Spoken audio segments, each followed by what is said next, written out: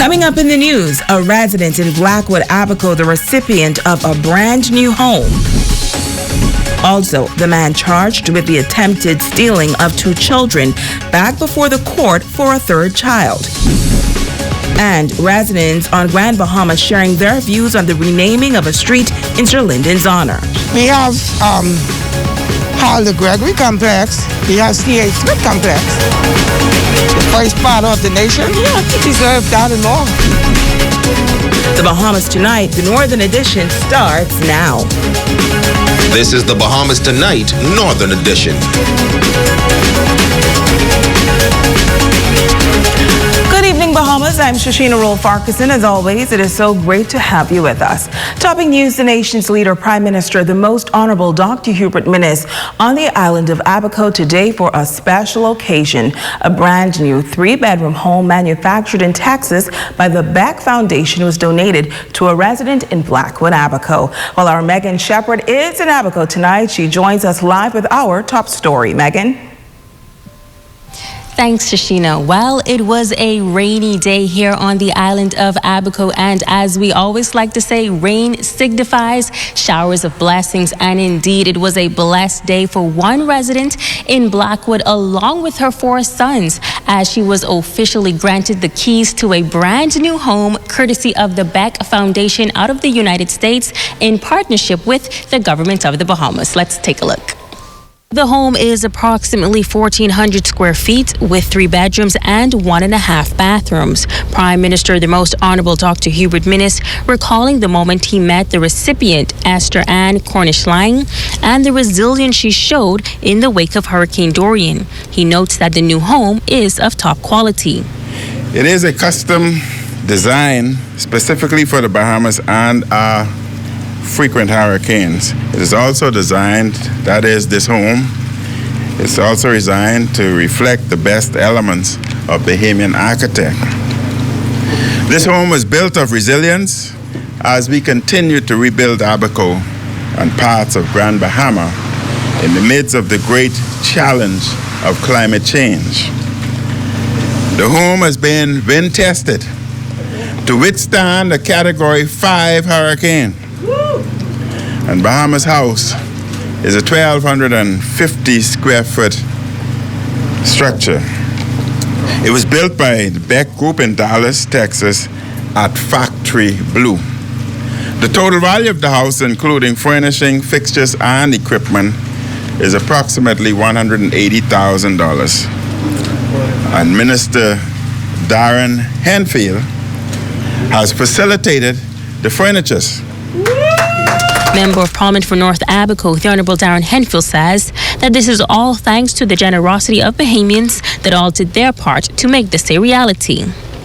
Everybody deserves to have a wonderful home.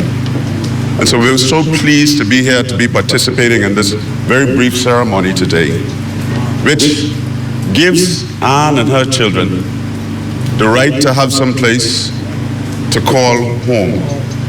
A place where I think Maya Angelou best said it, and I quote her off, that everybody needs that place, that quiet place where they can go in and be themselves and live. CEO of the Beck Foundation, Fred Papal, says that although he lives in Texas, the Bahamas is still home. And once he saw the devastation of the powerful storm Dorian, he knew he had to help. But at the very beginning of the disaster here, we wanted to help. And we knew that help would be needed most long after the storm was past. We know that people would rush in immediately after the emergency with supplies and water and so on and so forth. But to truly restore a community takes a lot of effort long after the storm has passed.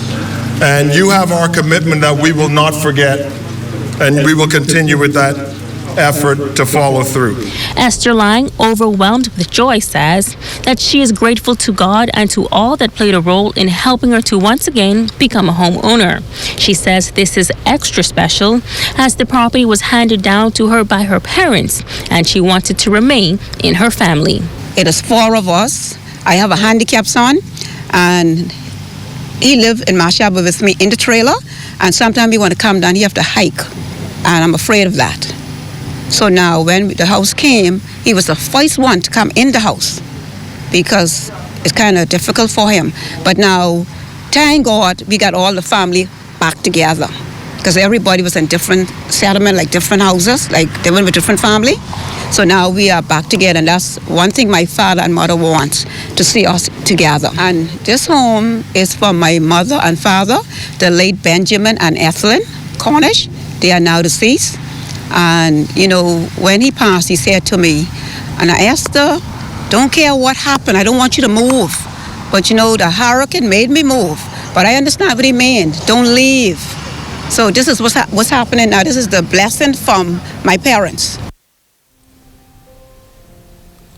And more good news, as the blessings won't just stop there. I spoke with Mr. Papal following the ceremony, and he says he is committed to continuing working with the government to ensure that he blesses as many residents as possible, as much as he can. Reporting live from the island of Abaco, I'm Megan. Back to you in studio. Beautiful home. Great news there. Thank you, Megan. Well, also from Abaco, nurses at the Marsh Harbor Clinic have not yet returned to work due to what they are calling unsanitary conditions and the lack of security. Tonight, we speak with the Nurses Union president.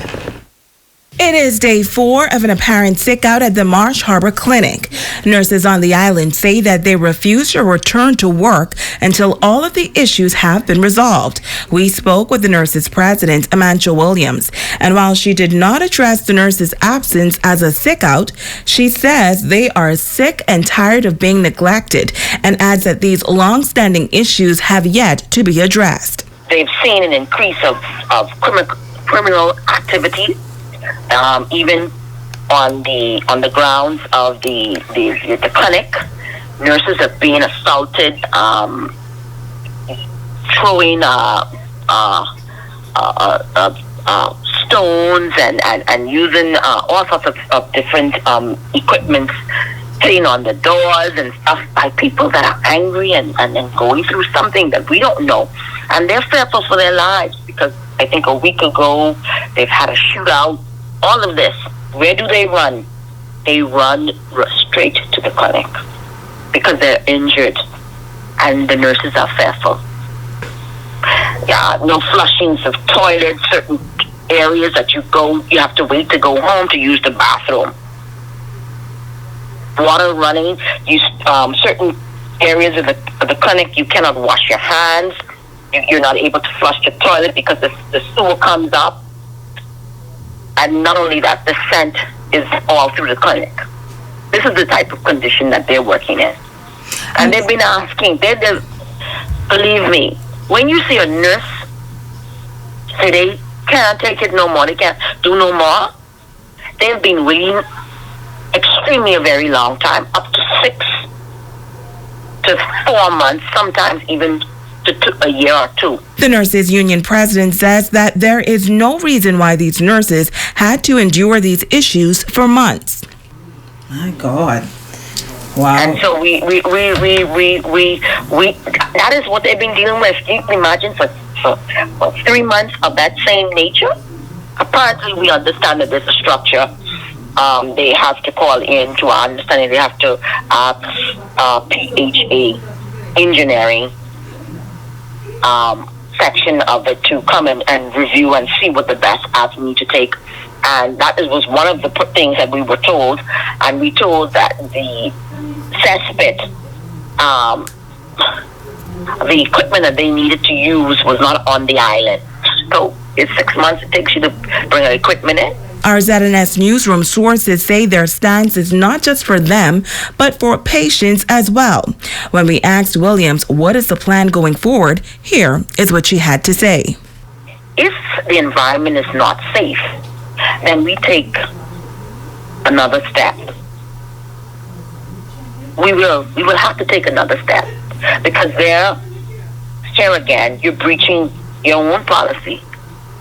Because if the nurse is not in a safe environment, then obviously the patient is not in a safe environment.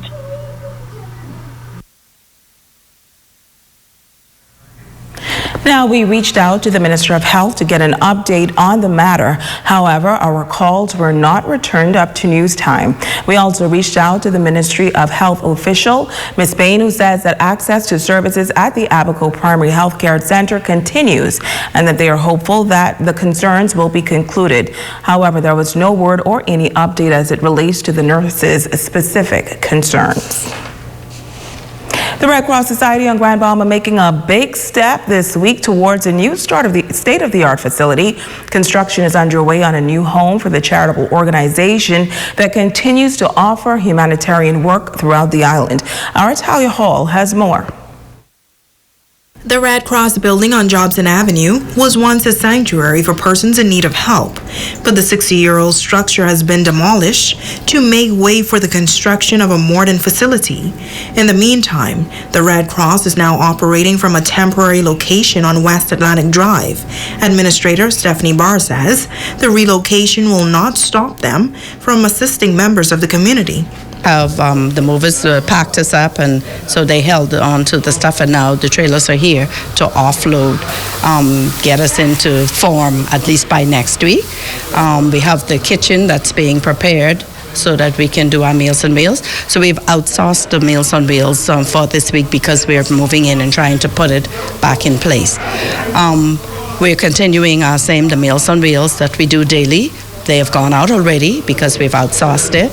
The Red Cross is known for its many humanitarian programs aimed at helping the less fortunate among us. Barr says they are working on getting all of their programs up and running. We have the first aid training that we will be continuing. We have the repairs. We have our rental that that's coming to a close, but we have that going on, so we're just monitoring right now. And so we have all the food vouchers and what have you. They will continue as we get them, seeing that we've moved, so everything is sort of at a standstill. But our monthly parcels, all of that will continue as we go on. And while the temporary space may be smaller, she says the mission remains the same. It's roughly 6 months to a year that we should be back in our new location with the new building. But we're not hampered by it. We continue and we press on because we know we have an obligation to the community, and so we want to stick by that and continuing to service the vulnerable in the communities here. It's Talia Hall, ZNS Network News. Well, it continues to be a hot-button topic, the motion put forth by the men's branch of the Progressive Liberal Party to have a prominent thoroughfare in Grand Bahama renamed after their late Sir Lyndon Oscar Penlin. In response, members of the Free National Movement called it nothing more than a media scheme, adding that just 4 years ago, the PLP was in power and Freeport was neglected. Well, tonight, members of the community are sharing their views on the idea of having a street named after the man considered the father of the nation. Ramiko Knowles has more on this discussion. We have the Gregory Complex. We have C.A. Smith Complex. The first father of the nation, he deserved that and more. That is the general opinion of persons interviewed regarding the motion put forth to have the Mall Drive in Grand Bahama renamed after the late Sir Lyndon Oscar Penlin, the father of the nation. To pay somewhat respect to someone as great as he is, I think it should be made known that that drive should be named after him. Because he's the father of our nation and something in his honor in Grand Bahama, I believe that would be a good move. Let's use America because it's so close. Every president have a name or street or something named after them. We have nothing in Grand Bahama. I think it's a beautiful idea, and whatever the motion, I second it. If I was a third, whatever, I think it's a beautiful idea and it should be done. Saying that he was the first prime minister and we don't have anything in Grand Bahama named after Sir Lyndon, it's no more fitting than he have that honor in Grand Bahama. Resident Eddie Cooper is of the view that those who disagree simply don't know their history. This man has done so much for the country, the father of the nation. It should be more in his honor than what we're giving to him. PLP or FNM should agree with that. Now, it was also stated that having the name changed is one of the ways the younger generation will know about Sir Lyndon's legacy. We interviewed some young persons to get their views. I just know it as the Mall Drive all my life. I don't see the big difference in changing the name, and I don't see the purpose of that. Do you feel like the name of the street being changed to the late Sir Lyndon Oscar Pinland would help you remember his legacy? No, sir, because I just feel like if somebody talk about the street name, they just talking about a regular road. Like if I say I going down Gerard Boulevard, that's my name. I don't feel like nobody can be like, oh yeah, I remember Gerard because of this and that. I just feel like they just can call the street name because that's the street name. Like you don't have no value or nothing to it.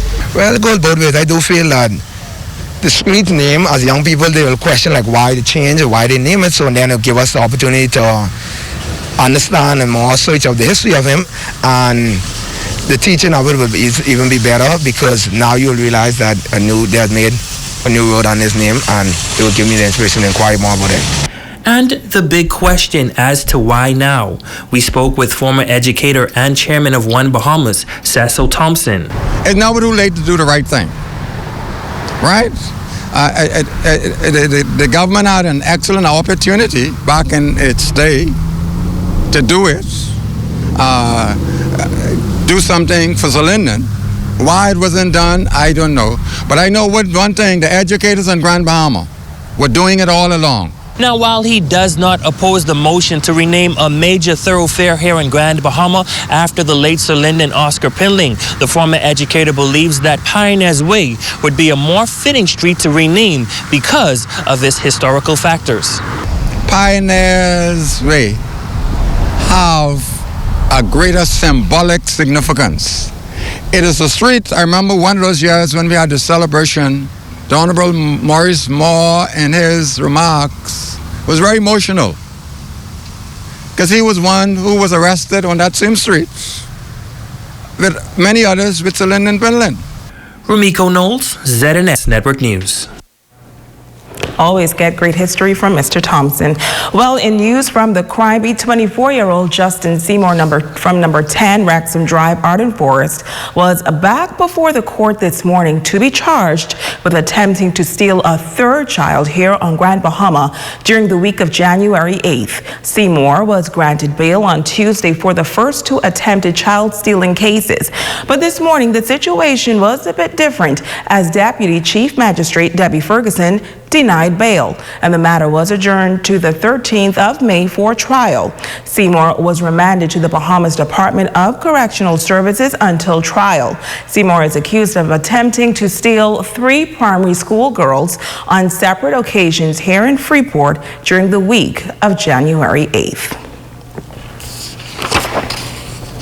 And also from the crime beat, a quantity of suspected marijuana and ammunition uncovered by DEU officers on Grand Bahama. Officers of the Drug Enforcement Unit, while acting on intelligence, went to the Baseline area around 9 p.m. last night.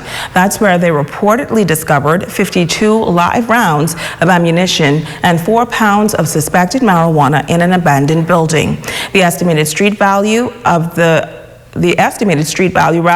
was said to be $4,000, and there were no arrests made in this matter. Investigations are continuing. Stay with us. We'll be back in just a moment.